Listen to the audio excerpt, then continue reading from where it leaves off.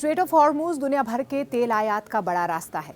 अगर ये पूरी तरह से खुल जाए तो भी तेल की ऊंची कीमतों और शिपिंग की समस्याओं का समाधान नहीं होगा। लेकिन फिलहाल तो इसके खुलने की संभावनाएं बहुत कम नजर आ रही हैं, क्योंकि ईरान तो पहले ही इसे ब्लॉक कर रहा है और अब अमेरिका ने भी इसकी नाकेबंदी करने की बात कही है।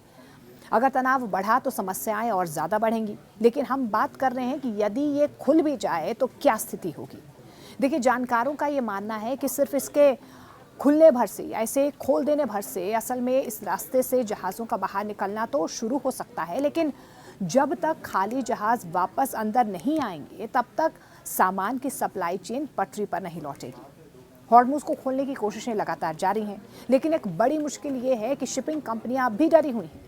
विशेषज्ञों का ये कहना है कि जब तक कंपनियों को यकीन नहीं हो जाता कि सीज फायर यानी कि युद्ध विराम लंबे समय तक चलेगा, तब तक वे अपने खाली जहाज़ों को फारस की खाड़ी यानी कि पर्शियन गल्फ के अंदर नहीं भेजेंगे। देखिए, CNN की एक रिपोर्ट के मुताबिक इंटोरो की ग्लोबल मार्केट एनालिस्ट हैं, उनकी तरफ से ये कहा गया है कि 2 हफ्ते का ये कोई कमज़ोर युद्ध विराम शिपिंग ऑपरेटर्स को भरोसा नहीं दे पाएगा जिसकी ज़रूरत है।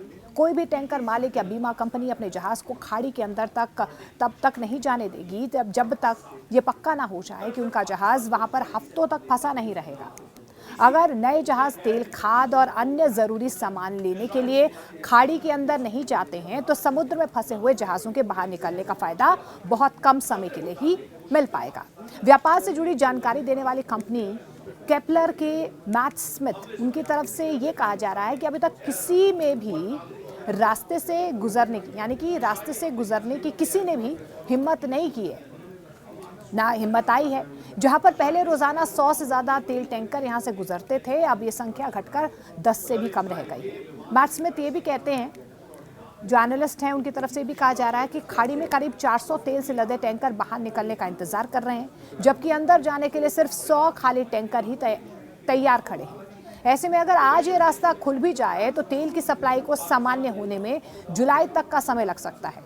खाद और अन्य सामानों की कमी, यही हाल कंटेनर जहाज़ों का भी कहीं ना कहीं देखा जा रहा है, जो खाड़ी देशों के लिए खाना और अन्य ज़रूरी सामान लाते हैं और वहाँ से खाद जैसी चीज़ें बाहर ले जाते हैं। इसके अलावा आपको बता दें कि S&P ग्लोबल मार्केट इंटेलिजेंस के एक विशेषज्ञ हैं, उनकी तरफ से कहा जा रहा है कि दुनिया की 30% खाद इसी इलाके से आती है और जहाज़ों की कमी की वजह से ये वहाँ पर महीनों तक फंसी रह सकती है। इन सामानों को भेजने का कोई दूसरा रास्ता नहीं है। पिछले 6 हफ्तों से सामान रखने की जगह ना होने की वजह से कच्चे तेल और खाद का उत्पादन भी रुक गया है। खाड़ी के देशों को तेल निकालकर तुरंत जहाज़ों पर लादने की आदत है, इसलिए उत्पादन दोबारा शुरू करने और जहाज़ों को वापस तैनात करने में अभी काफ़ी वक्त लग सकता है। ईरान और अमेरिका के बीच बातचीत से समझा जा रहा है कि सीज़फायर लंबे समय तक टिकेगा या नहीं टिकेगा, इस पर संशय बरकरार है। लेकिन पाकिस्तान की राजधानी इस्लामाबाद में जिस तरीके से शनिवार को अमेरिका और ईरान के बीच 21 घंटे तक बातचीत चली है, वो बिना किसी समझौते के खत्म हो गई। ये 2015 के बाद दोनों देशों के बीच पहली बार यानी कि ईरान और अमेरिका पहली बार आमने सामने बैठे थे, आमने सामने की बातचीत हुई थी। ट्रंप ने तो सोशल पर पोस्ट करते हुए ये भी कहा कि बैठक अच्छी रही, अधिकतर बिंदुओं पर सहमति बनी, लेकिन जो सबसे ज़रूरी था, परमाणु मुद्दा, स्ट्रेट ऑफ हॉर्मुज का जो मुद्दा है, उस पर ईरान अड़ा रहा।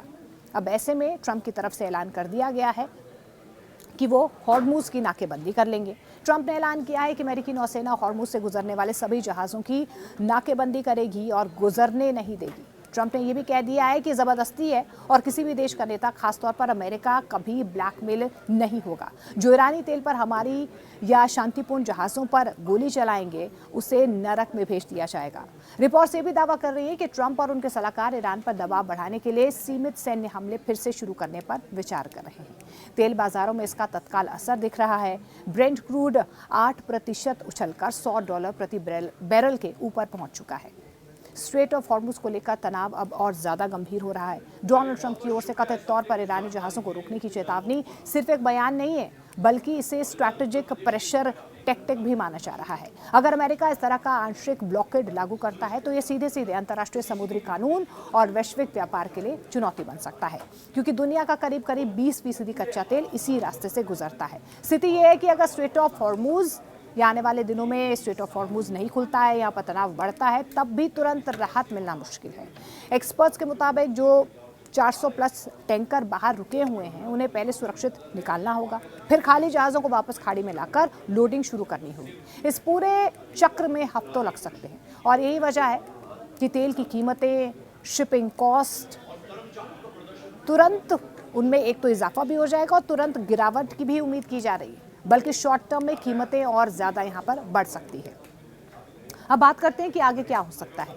तो दो बड़े सिनेरियो यहाँ पर बनते हुए नजर आ रहे हैं। पहला है कि डिप्लोमेटिक समाधान, जिसमें बैक चैनल बातचीत से तनाव कम हो सकता है। दूसरा है एस्केलेशन, जहाँ पर छोटी सी सैन्य झड़प भी बड़े संघर्ष का रूप ले सकती है। ईरान के संभावित जवाब की बात करें तो वो सीधे युद्ध के बजाय असिमेट्रिक वॉरफेयर अपना सकता है, जैसे कि स्ट्रेट में माइंस, बारूदी सुरंग बिछाना, जिसकी बार बार वो चेतावनी भी दे रहा है और उसकी तरफ से धमकाया भी जा रहा है। ड्रोन या मिसाइल से तेल टैंकरों को टारगेट करना, उनकी तरफ से ये कहा जा रहा है अगर अमेरिका हमारे यानी कि स्ट्रेट ऑफ हॉर्मुज़ में घुसता है तो हम सीधे तौर पर अब स्ट्राइक करेंगे, टारगेट करेंगे टैंकर्स को, या अपने प्रॉक्सी ग्रुप के जरिए क्षेत्र में अस्थिरता फैलाना।